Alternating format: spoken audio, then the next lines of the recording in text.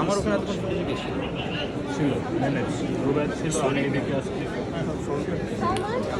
আজকে বাসায় ফিরতে লেট হয়ে গেছে, প্রায় 12টা বাজে।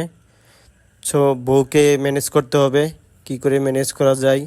তো চিন্তা করলাম বউকে কিভাবে ম্যানেজ করা যায়। তো বউর কোনো ফেভারিট কোনো কিছু গিফট দিয়ে বা বউকে ফেভারিট কোনো কিছু খাইয়ে। বউর ফেভারিট খাবারের মাঝে একটা হলো তালের আঁশ। তো চিন্তা করলাম যে এটাই করা যায়। তো খুঁজতে খুঁজতে হঠাৎ করে সামনে পেয়ে গেলাম।